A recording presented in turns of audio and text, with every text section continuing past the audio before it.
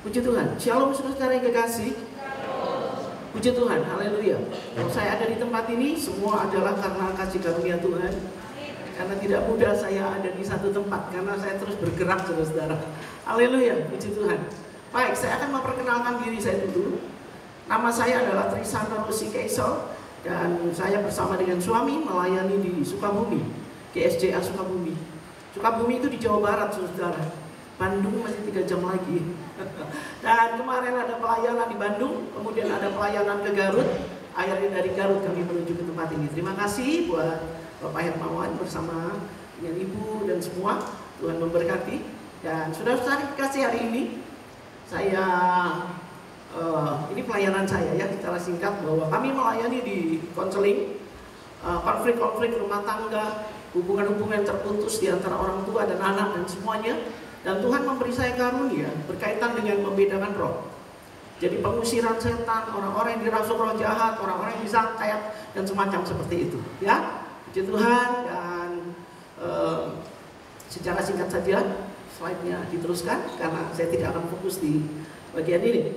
Baiklah, saudara-saudara yang kekasih, pada hari ini saya mau sampaikan sesuatu.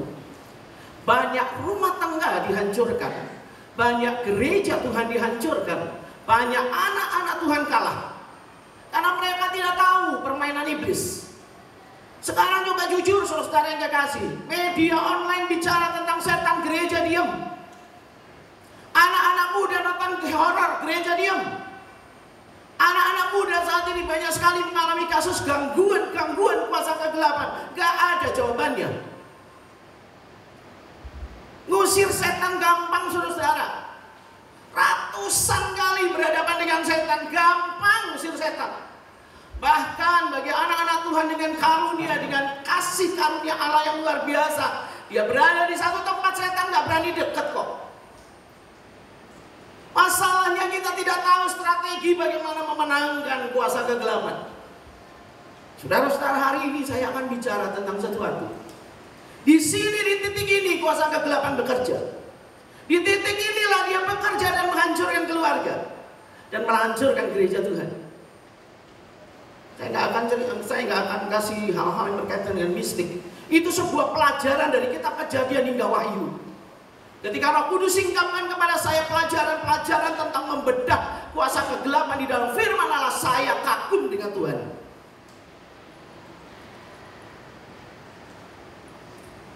Saya kagum dengan Tuhan. Banyak orang mencari jawabnya. Semua ada di dalam firman Tuhan. Saudara-saudara, sembuhlah pasukan Kristus yang terluka. Slide berikutnya. Berkaitan dengan memenangkan peperangan. Peperangan rohani. Kondisi hati kita adalah faktor penting dari seorang pemenang. Setan gak akan lihat saudara pelayanan apa. Gak. Banyak kok yang hamba-hamba Tuhan terkapar. Setan lihat hati. Dia tahu hati kita. Dia tahu kelemahan kita. Lebih daripada kita sadari itu. Slide berikutnya. Musuh terbesar kita telah mempersiapkan strateginya berdasarkan kelemahan kita untuk menggeser kita dari posisi iman dan menjatuhkan kita sehingga kita dikuasainya. Saudara, beberapa di antara saudara suka lihat setan kan? Beberapa di antara saudara suka dengar suara setan kan? Beberapa di antara saudara suka cium bau-bau setan kan? Yang bau amis lah, yang bau busuk lah. Jangan bilang itu karunia Tuhan. Tidak. Tuhan gak pernah kasih karunia indera keenam untuk mengenali dunia kegelapan. Itu artinya titisan. Titisan yang belum dibereskan. Dan kami melayani banyak orang yang akhirnya semua ditutup. Baru kemarin di Garut, satu orang dikuasai roh jahat luar biasa. Dia lihat setan, dia dengar suara, dia cium bau. Dan setelah dilayani, dia tidak bisa lihat lagi. Dia tidak bisa dengar lagi. Dia tidak bisa cium lagi. Jangan terkecoh. Banyak orang bilang itu karunia Tuhan. Tidak. Tuhan memberi karunia untuk mengenal pekerjaan Roh Kudus, bukan mengenal pekerjaan setan. Tuhan memberi kita karunia untuk melihat tuntunan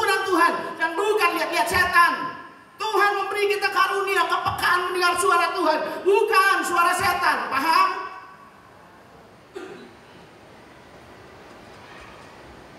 Slide berikutnya. Jika semua senjata iblis dimusnahkan, hanya dia sisakan satu. Dia pertahankan satu, yaitu keputusasaan. Saudara dengar tentang seorang anak Tuhan, seorang anak pendeta yang mati bunuh diri di Surabaya. Saudara dengar kisah itu? Senjata iblis keputusasaan. Tujuannya apa? Untuk hancurkan orang tuanya. Setelah hancurkan orang tuanya, hancurkan gereja Tuhan. Untung orang tuanya sadar. Dia segera berdiri di hadapan jemaat dan dia minta maaf, dia minta dukungan doa. Itu sikap yang baik.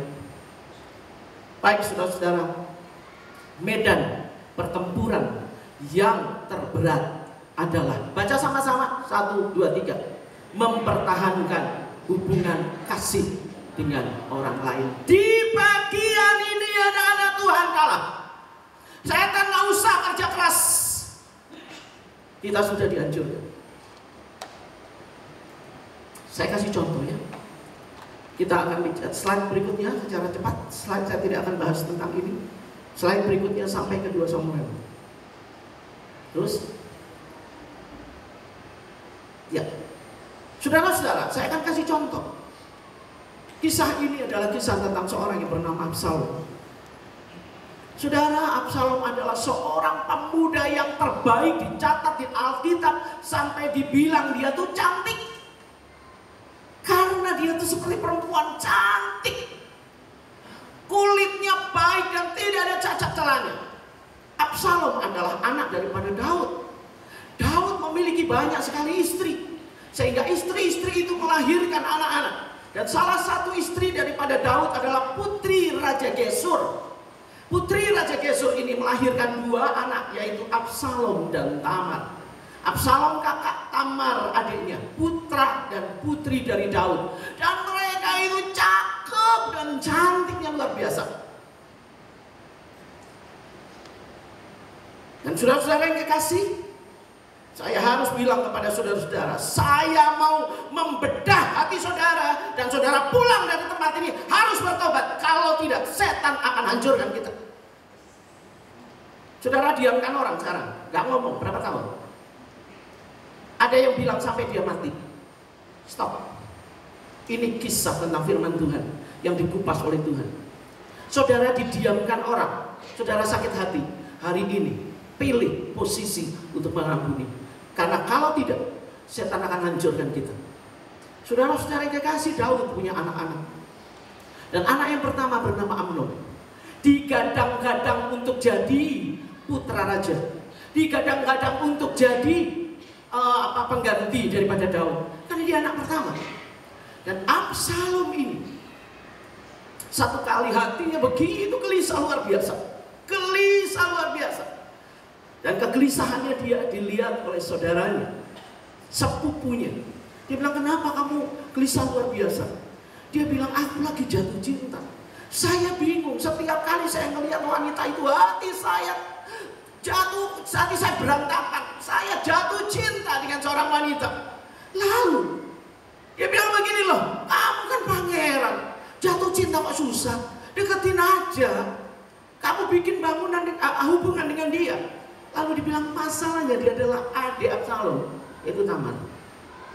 Adik tirinya sendiri. Amnon punya adik Absalom, Absalom punya adik Tamar, dan banyak yang lain. Dan dia jatuh cinta dengan adik tirinya yang lain.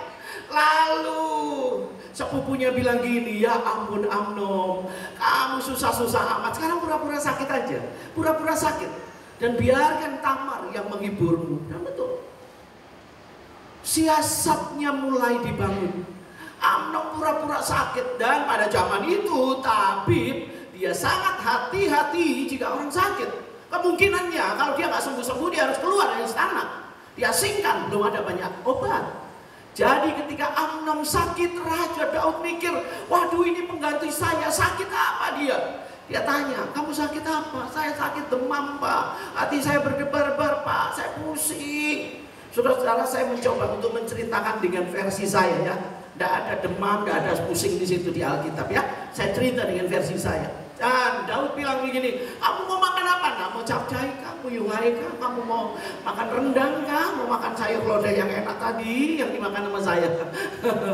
Mau makan apa nak? Karena ini penting bagi Daud untuk lihat dia masih suka makan apa enggak.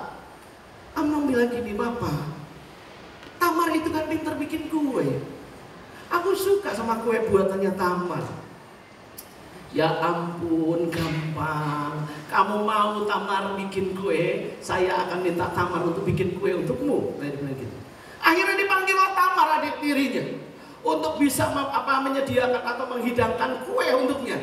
Dan saudara-saudara yang kasih, Tamar masuk di kamar daripada kakaknya tanpa berpikir apa-apa. Tanpa berpikir apa-apa. Dia bilang, kakak Amnon, kenapa? Sakit. Iya, aku sakit, Tamar. Aduh, aku gak bisa makan. Coba bikinlah kue. Wah, dia bikin kue. Dia meramu adonannya. Dan mata Amnon terus mengawasi wanita ini. Cantik saudara Tamar. Dia pakai baju kurung yang indah sebagai seorang putri raja yang masih perawan. Beda. Baju kurungnya beda. Yang sudah menikah dengan yang masih perawan beda. Dia pakai baju kurung yang maha indah. Dia mengolah, dia membuat kue. Setelah selesai dia bilang gini, kakak, makanlah. Aduh, saya bingung kalau makan banyak orang. Suruh ini orang-orang keluar dari kamar. Suruhlah mereka keluar dari kamar. Keluarlah orang-orang di kamar itu. Lalu Amnon berkata, mana kau suapilah aku buatanmu, kue buatanmu, atau roti buatanmu. Si Tamar mendekati dan mulai menyuapi kakaknya. Tiba-tiba si Amnon tarik dia dan berkata gini, Tamar, ayo tidur dengan aku.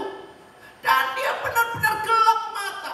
Dia inginkan perempuan ini untuk tidur dengan dia. Tamar bilang, kakak, gak boleh. Saya masih perawan. Kalau kakak lakukan itu, ku bawa kemana kenajisanku.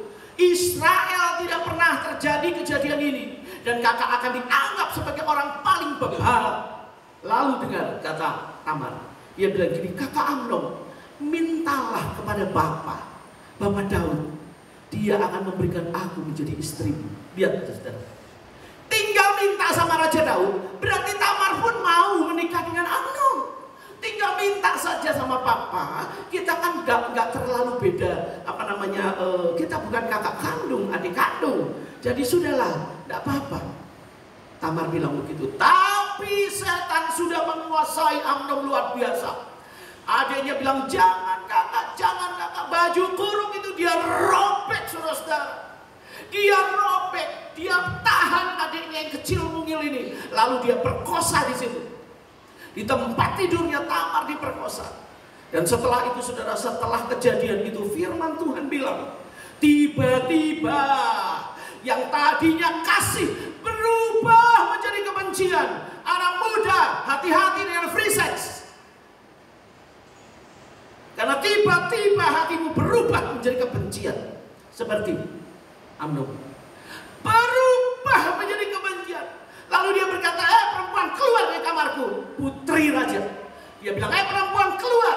Lalu gadis ini menangis di bawah tempat tidur.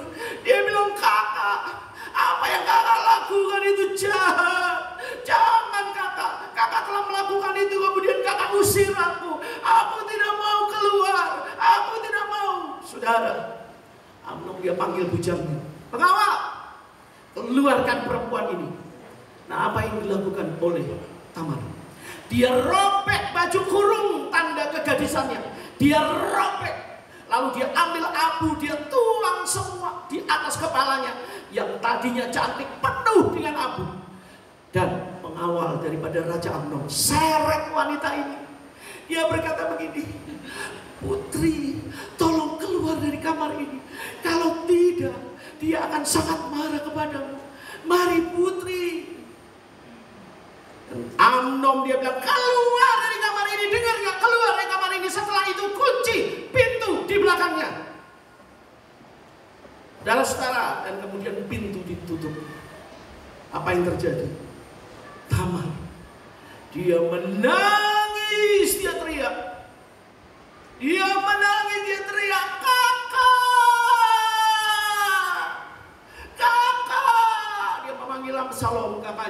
Di lorong-lorong istana terdengar cerita itu yang tidak pernah didengar di hari-hari sebelumnya. Satu lorong lintihan, kesedihan, keputusasaan, kemarahan, luka. Sementara Absalom sedang berada dalam dunianya, tiba-tiba dia sayup mendengar satu tangisan yang dia kenal, yang dia tahu itu adalah orang kesayangannya, yaitu adiknya Tamar. Dia mulai mendengar ketika namanya dipanggil, Absalom, tolong kakak. Saudara, seluruh pengawal sudah tahu.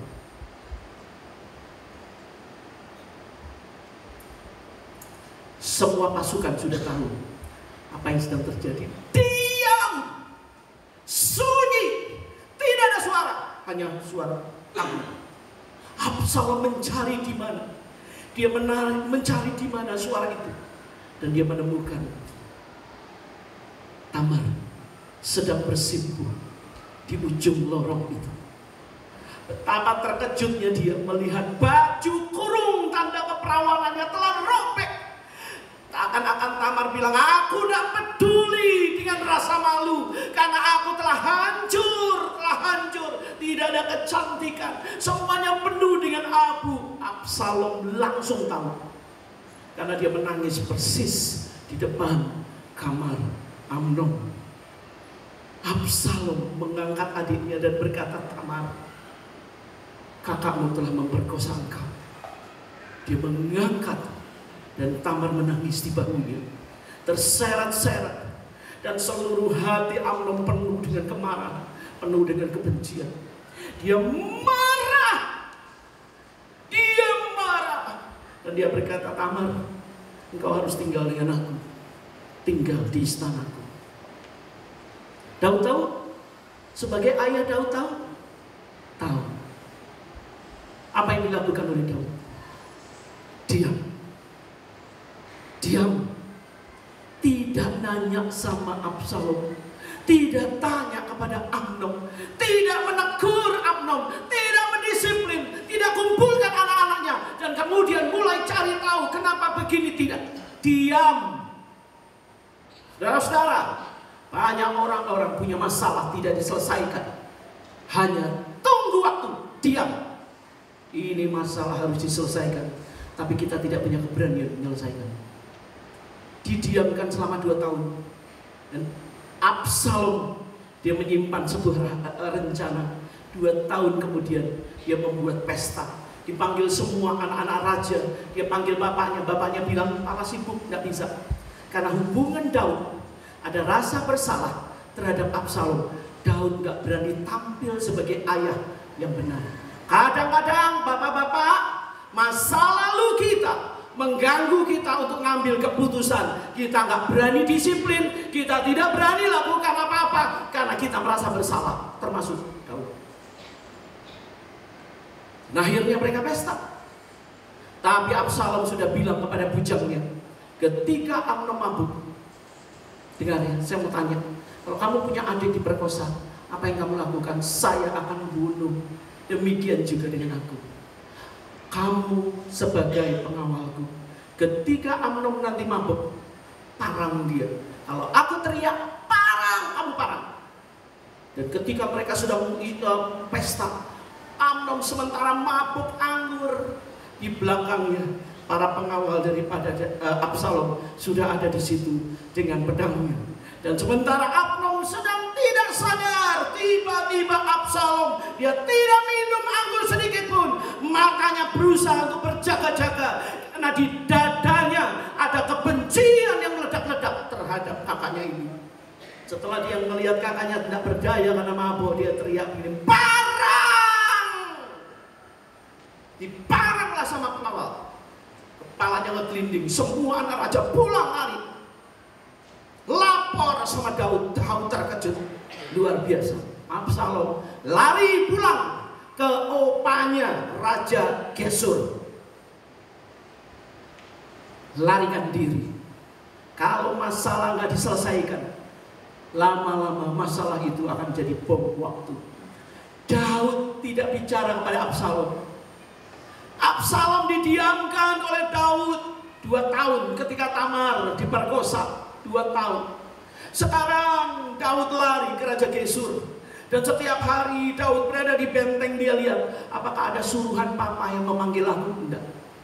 Apakah ada orang dari utusan papa yang memanggil nanyain kabarku? Enggak. 1 tahun, 2 tahun, 3 tahun. Saudara-saudara, jangan diamkan orang. Absalom orang yang manis budi. Dia punya karakter yang baik. Dia seorang yang sangat cakep. Tetapi kalau dia didiamkan, kita sedang mempersiapkan dia menjadi monster. Saudara, kalau didiamin terus sama orang, saudara bisa berubah menjadi orang jahat.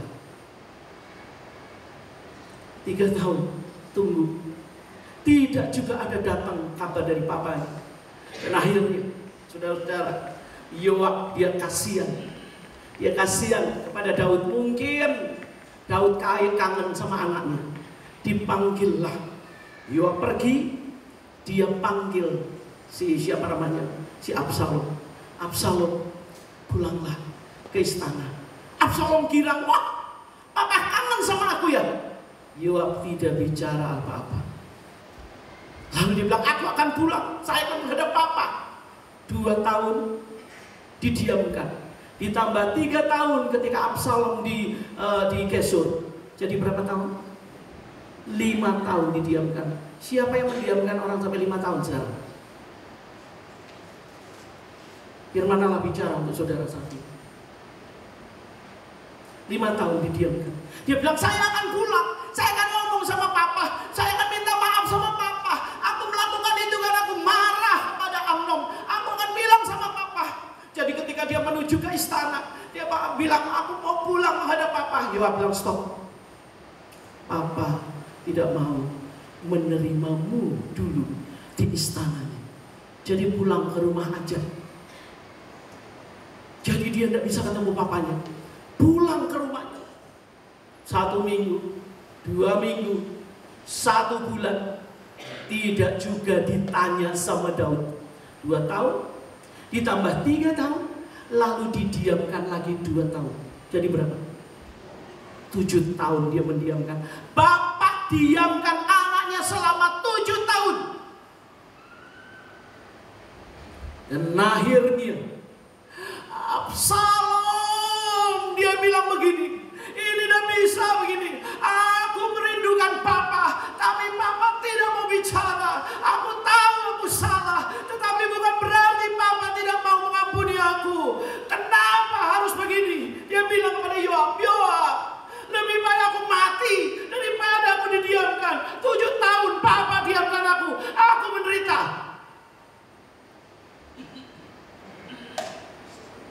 Orang kalau didiamkan, lama-lama dia akan hidup pada titik terendah di mana dia tidak ingin hidup. Absalom bilang papa, matikan aku aja. Yoab terganggu hatinya. Dia bilang begini, oke, sebentar. Yoab menghadap kepada Raja Daud, engkau tidak bisa berbuat begini. Kasihan anakmu. Tolong panggil dia, biar dia bertemu dengan engkau. Bayangkan, sudah 7 tahun kau tidak pernah ketemu dengan dia dan bicara. Tolong Raja. Raja bilang, oke, panggil dia. Wah, Yoab balik dan berkata, Absalom, papa panggil kamu. Wah, dia langsung pakai baju, dia bercukur, dia siap-siap, dia mandi, wah semua dia siap-siap menuju ke istana. Dia bilang gini, hari ini aku akan selesaikan dengan papa. Sudah 7 tahun aku memendam rasa ini. Aku tahu aku salah, tetapi papa harus dengar kenapa saya buat gitu. Aku tahu, tapi bukan berarti aku dibuang. Dan dia menuju ke istana. Sementara dia menuju ke istana, dia masuk di pintu itu. Terus dia berjalan menghadap Daud. Dia berlari menuju ke papanya. Dia berkata, papa. Daud ada di situ, saudara. Dia melihat Absalom masuk. Dia lihat apa yang dilakukan oleh Daud. Dia dekati Absalom. Dia peluk Absalom. Dia cium pipinya. Dia cium pipi satunya. Kemudian Daud berbalik. dan tinggalkan Absalom. Papa, kata Absalom bilang, Daud bilang, dia hanya peluk, cium, dan tidak bicara lagi. Absalom memukul dadanya dan berkata, aku butuh kasih dan pengampunan. Papa, kenapa Papa lakukan itu? Aku salah, aku tahu. Tapi jangan kau anggap aku mati. Dia lari ke pintu gerbang. Dia memukuli dadanya dengan rasa salah. Tiba-tiba dia angkat wajahnya. Dan kecantikan dari Absalom berubah menjadi monster. Dia berdiri pintu gerbang. Orang yang datang, stop, kamu apa? Kami akan urusan masalah warisan. Ada sengketa perebutan warisan anti antara kami. Lalu kamu mau ketemu dengan siapa? Mau ketemu dengan Raja Daud. Stop! Ngapain kamu ketemu dengan raja? Raja yang becus, raja yang tidak adil, raja yang tidak bisa bersikap menjadi hakim yang benar. Ngapain kamu cari Raja Daud? Dia sendiri tidak bisa selesaikan masalah saya. Saya yang akan selesaikan masalah kamu. Ada orang lagi datang. Saya butuh penyelesaian bagi kasus saya. Saya punya masalah keluarga. Ada orang yang begini. Ngapain kamu datang kepada Raja Daud? Kau tahu dia bukan laki-laki sejati. Ada di dalam Alkitab. Absalom berkata, ayahku bukan laki-laki sejati. Ngapain? Saya yang akan bela urusanmu. Dan saudara tahu berapa berlangsung apa yang dilakukan oleh Absalom? Berlangsung berapa lama? Di tiap pagi sampai malam. Tiap pagi sampai malam di depan pintu gerbang. Dia stop semua orang-orang Israel. Dia ambil hati mereka untuk tidak ke Daud. Saya mau tanya, bapaknya tahu nggak? Tahu. Papanya tegur dia nggak? Enggak. Berlangsung 1, 2, 3, 4 tahun. Dan akhirnya Absalom punya banyak pasukan. Karena berita tentang pemerkosaan Tamar didengar oleh Israel. Dan mereka bisa paham tentang lukanya Absalom. Mereka juga paham kalau bapaknya nggak mau marah, tahu. Tapi Absalom sekarang punya pasukan. 7 tahun ditambah 4 tahun. Berapa tahun? 11 tahun Absalom didiamkan oleh bapaknya. Bertobat saudara, jangan diemin orang. Dan akhirnya 4 tahun kemudian Absalom mengangkat dirinya menjadi raja. Dan salah seorang yang menjadi wakil atau penasehatnya adalah Ahitofel. Ahitofel yang tadinya adalah penasehat Raja Daud sekarang berbalik kepada Absalom, menjadi pengikut Absalom.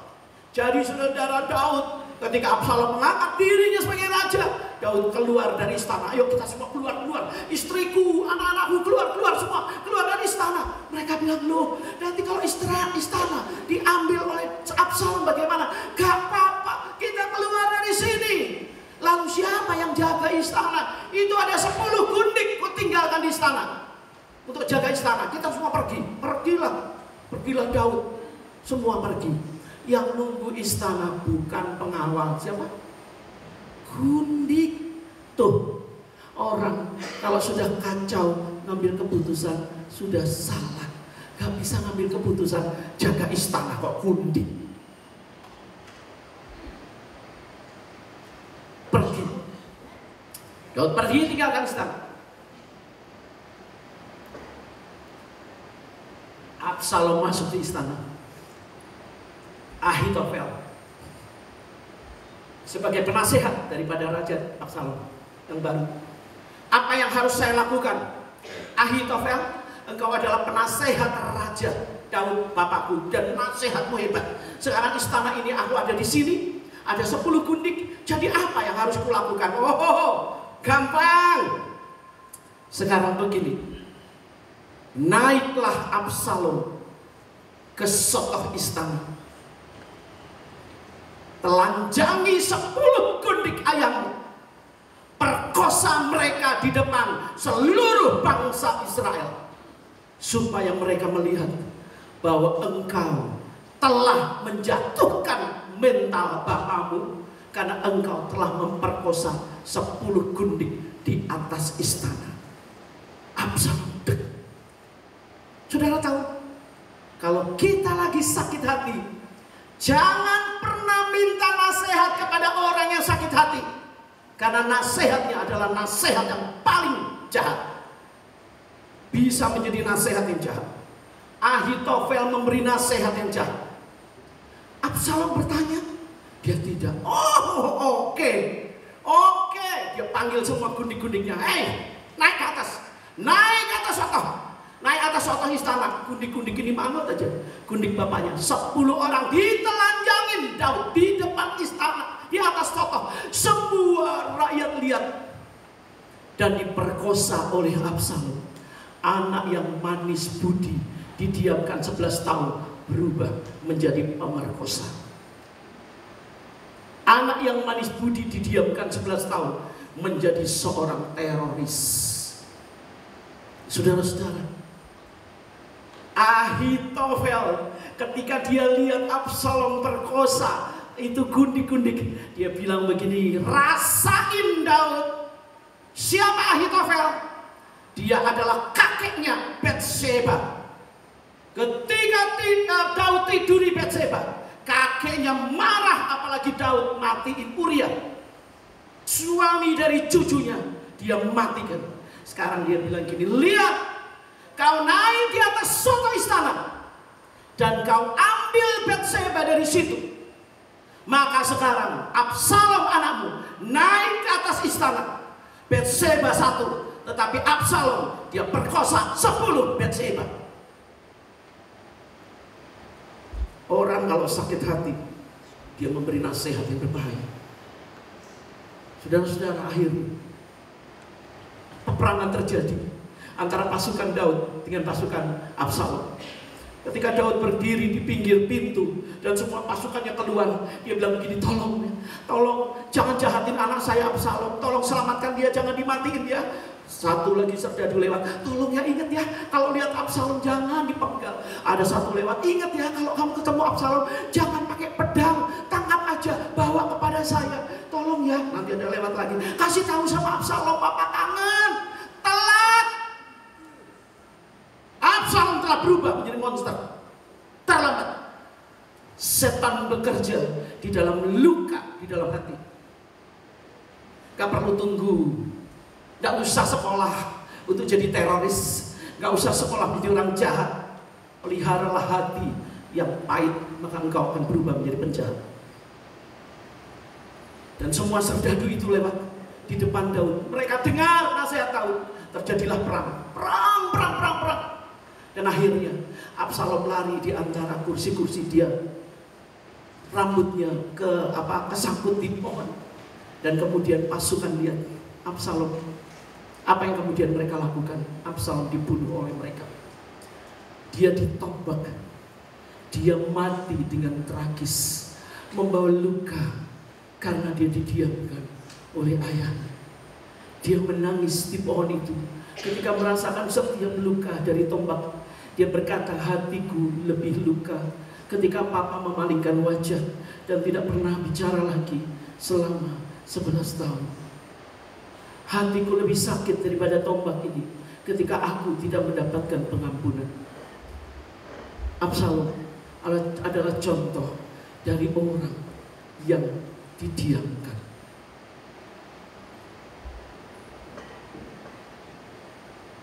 Slide berikutnya.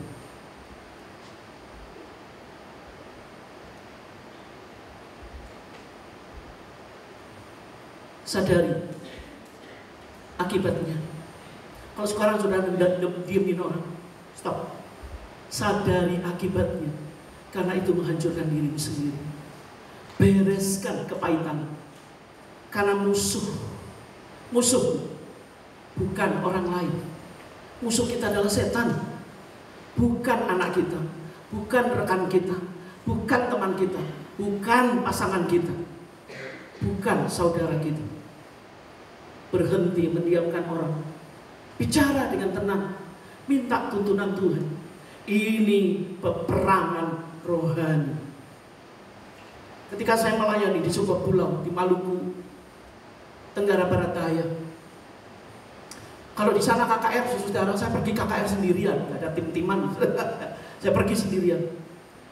Kalau saya melayani di satu gereja hari ini, mereka dari pulau datang pakai perahu, lalu mereka KKR di sini, hari berikutnya pindah ke gereja yang lain. Mereka datang lagi dari perahu yang lainnya, lalu mereka ke gereja itu.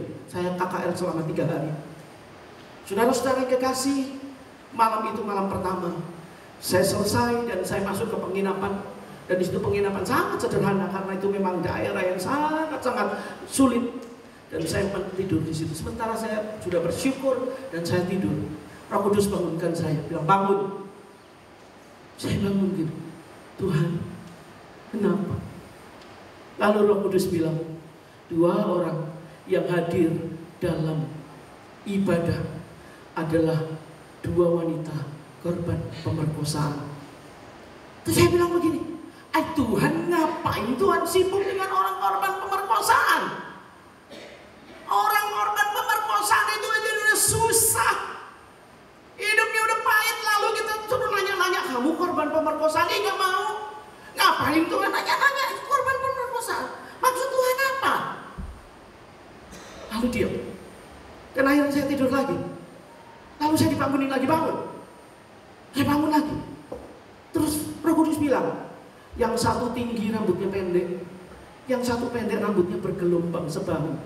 Saya bilang, Tuhan, lalu saya mau ngapain? Saya disuruh ngungkit luka orang akibat pemerkosaan. Tuhan, maaf saudara, saya ini korban pelecehan seksual waktu kecil. Jadi saya tahu rasanya kalau itu diungkit sakit. Saya bilang, saya nggak mau Tuhan. Tapi selalu Tuhan punya acara, punya maksud. Akhirnya saya bilang gini, oke Tuhan, lihat. Baik, besok KKR, saya akan tanya. Jadi malam kedua saya pindah ke gereja yang baru. Lalu saya sebelum khotbah saya pengumuman dulu. Siapa yang tadi malam ikut KKR pertama? Ada 2 wanita korban pemerkosaan, tolong ketemu dengan saya. Dan akhirnya saudara selesai ibadah. Itu jam 7, jam 9-an, jam setengah 10 sekitar jam itu. Jam 10-an malam seorang datang. Mapen, Mama Pendeta. Tadi Mapen bilang ada wanita korban pemerkosaan, adalah Beta. Saya lihat, benar, pendek, rambut ikal sebahu. Lalu bilang, sini Nona, coba kita duduk. Jadi kami duduk berdua. Coba ceritakan apa yang kamu alami. Saya mau masuk sekolah pendeta, lulus SMA mau masuk sekolah jadi pendeta. Saya mau menyerahkan hidup saya melayani Tuhan. Saya sudah kasih formulir pendaftaran ke sekolah Alkitab Satya Bakti, Sati Malang. Jadi saya mau jadi pendeta. Malam itu saya diperkosa oleh Om. Saya diperkosa oleh Om.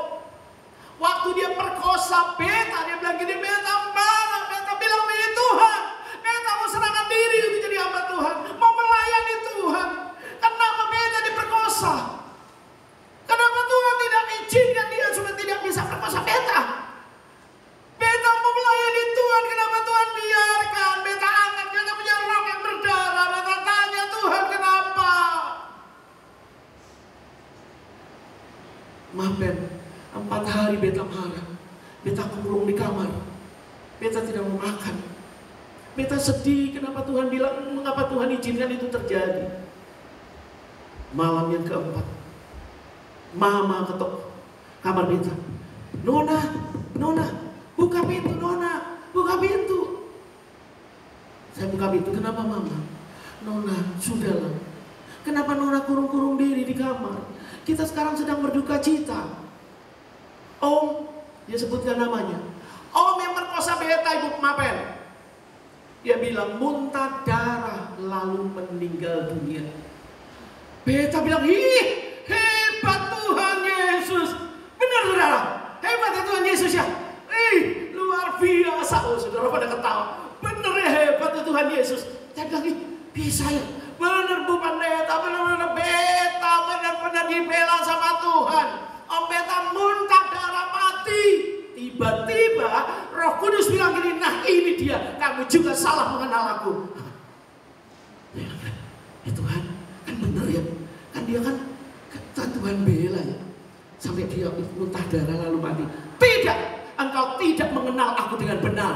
Aku bukan Allah yang membalas dengan cara demikian. Aku bukan Tuhan yang kejam dan bengis sehingga aku menghukum orang sampai dia mati dengan cara seperti itu. Engkau salah mengenali Tuhan. Dek.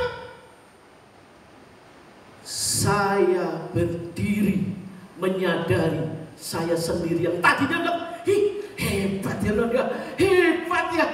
Tiba-tiba dek, saya bilang, Tuhan ampuni saya. Kita sering salah mengenal Tuhan. Tuhan gak pernah pakai cara-cara kasar seperti itu. Kalau dia muntah darah salahnya sendiri, kenapa dia minum tuak banyak-banyak? Bukan Tuhan. Tuhan gak nyodorin, minum terus, ayo minum sampai muntah darah lalu mati. Enggak, itu pilihannya dia sendiri tuh mabuk. Malam itu saya bilang, Nona, kamu salah. Kamu memahami Tuhan yang salah. Dan ketika saya bicara dia kaget. Berarti selama ini saya bersyukur sama Tuhan, Om beta mati, Tuhan yang matiin salah-salah. Dan akhirnya kami bersama-sama, saya dan dia berdoa, bertobat, minta ampun. Itulah terakhir kali saya mulai menyadari siapa Tuhan. Selesai, saya didatangi seorang wanita. Ayo, Mapen, pergi ke rumah beta, tolong doakan beta toko. Saya punya toko, tolong doakan. Oke. Jam 11 malam saya masuk di tokonya, dibawa sama dia.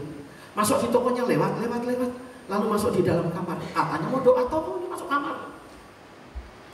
Mapen bilang tentang wanita korban pemerkosaan. Beta, saya lihat, iya, tinggi, rambut pendek. Kenapa? Waktu kerusuhan Ambon, beta pindah dari satu rumah, lari. Dan akhirnya beta di rumah Om. Dan beta diperkosa Om beta waktu umur 16 tahun. Berkali-kali sampai beta hamil dan punya anak, beta gugurkan. Jadi waktu beta menikah dengan pacar beta sekarang, papa dari anak-anak, itu malam pertama papanya bilang, kenapa kamu tidak perawan? Dengan siapa kamu? Kenapa kamu begini? Ini kamu harus mengaku. Begini. Waduh, itu benar-benar neraka. Saya bilang, Tuhan, lalukan malam ini, lalukan. Dan betul, sekarang kami sudah punya 4 anak. Aduh, itu Mapen bilang, beta korban pemerkosaan, beta orang. Tiba-tiba Roh Kudus ngomong sama saya ini pemulihan. Saya bilang, hei, kamu punya suami mana? Tidur. Bangunkan dia, saya mau bicara. Bangunkan suaminya, bicara. Saya bilang gini, Bapak tahu peristiwa malam pertama dalam pernikahan Bapak, ketika Bapak tidak temukan istri Bapak sebagai seorang perawat, wajahnya langsung berubah.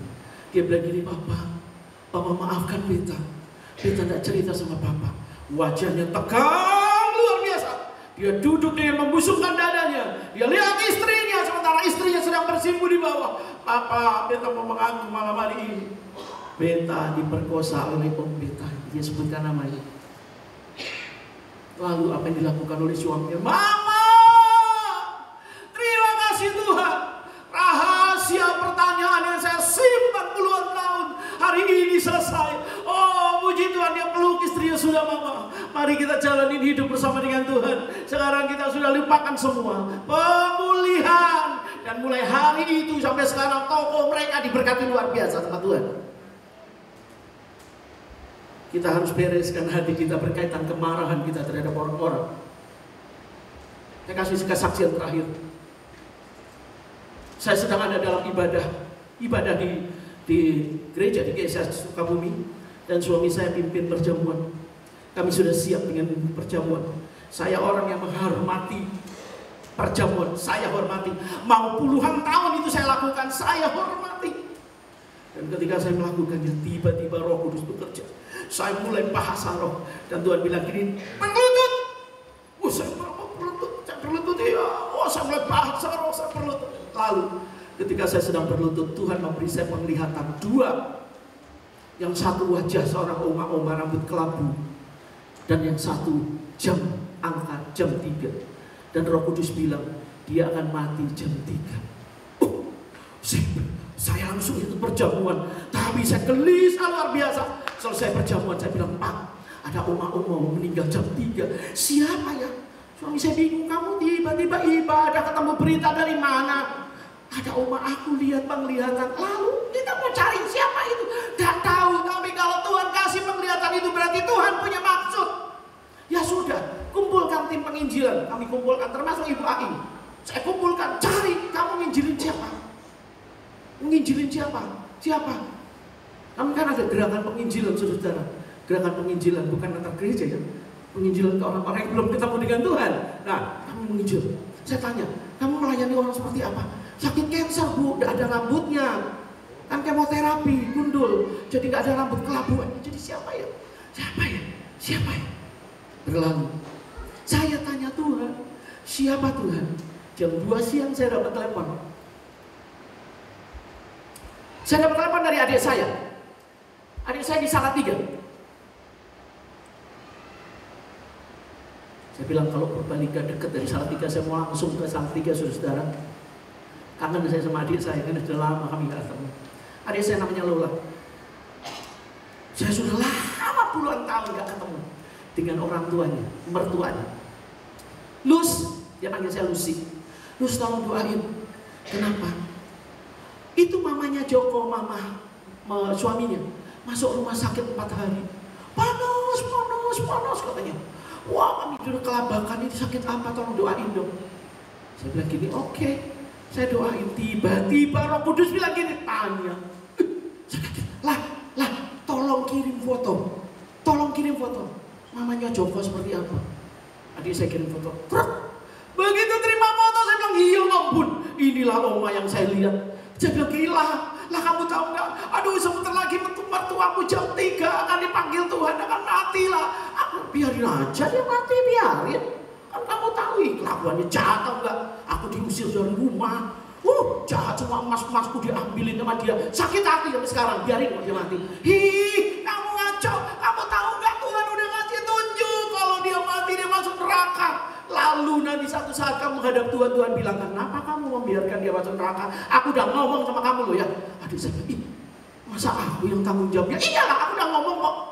Kan dia mau mati jam 3. Lalu kamu gak mau memperkenalkan Tuhan. Memang orang tuanya belum kenal Tuhan. Jadi gimana dong? Pergi ke rumah sakit. Pergi ke rumah sakit, aku ngapain minta maaf? Pemulihan. Lalu doakan dia terima Tuhan. Kok begitu ya, memang harus begitu. Pokoknya aku sudah lihat penglihatan jam 3 dia mati, cepatlah. Tadi saya lari ke rumah sakit. Lari. Dia pelukin ibu mertuanya, bingung. Mereka udah musuhan puluhan tahun, saudara. Dia pelukin, minta maaf ibu. Begini, begitu, begini. Ibu minta maaf. Wah, akhirnya ibunya juga meluk dia, ibu mertuanya. Meluk, iyalah, ibu juga salah. Minta maaf ibu ya. Akhirnya adik saya bilang, ibu terima Tuhan Yesus. Ibu gak usah takut, ibu Tuhan bisa sembuhkan. Nanti kalau ibu kalau mati masuk surga. Terima dong, terima Tuhan Yesus. Sakit, terima Tuhan Yesus. Bilang, siap-siap, jam 3 mati. Lewat dong. Lewat jam 3 gak mati. Ya ampun, dia bilang gini, saya udah pengumuman, bilang sama Lola, bilang sama suami saya, bilang sama Aing, bilang sama tim penginjilan, bilang sama mami saya. Mami saya sampai sekarang masih ada. Saya bilang, mami, ibunya Joko mau mati jam 3. Saya udah pengumuman. Aduh, saya malu. Aduh Tuhan, bikin dia mati jam 3 Tuhan. Aduh, saya bilang kalau saya dengar pesan salah, Tuhan ampuni saya. Jam 3 lewat, lewat. Jadi saya nunggu dong jam 3 pagi kali ini, ya. Tapi saya ketiduran, nggak mikir itu, lewat lagi. Akhirnya sore, saya bilang gini, ini sebentar lagi jam 3 saya berlutut di depan jam. Saya bilang, Tuhan, kalau saya salah karena saya menyampaikan pesan salah, saya bilang dia mati jam 3, dia mati jam 3. Tuhan ampun. Tuhan kunci mulut saya ini terlalu cepat. Tuhan ampun, bener ampun Tuhan. Dan ini saya salah. Jam 3, tik. Tuhan, bener-bener saya salah. Tuhan ampun saya ya. Jam 3 lebih 2 menit. Kring, ampun saya. Lola, saya angkat. Lus, ibu meninggal persis jam 3.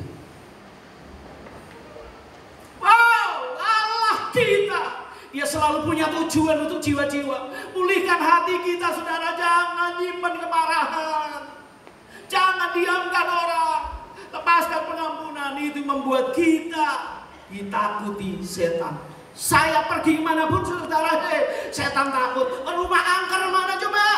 Saya baru berdiri, saya teng, kabur semua. Betul. Karena kita punya. Saudara lihat kan, wawancara siapa itu, artis siapa itu yang dulu main-main setan. Dia ada gambar Tuhan Yesus. Lalu ditanya di wawancara. Dia bilang gini, ini gambar. Setan bilang, ketika saya lagi ngomong sama setan, dia bilang, kamu tahu gambar itu? Ya, itu Tuhan Yesus.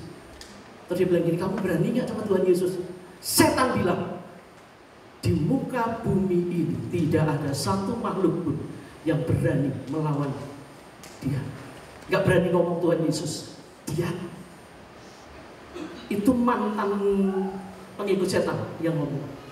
Tuhan kita hebat. Saudara, mau saudara lihat kegerakan Tuhan di Purbalingga? Lepaskan pengampunan.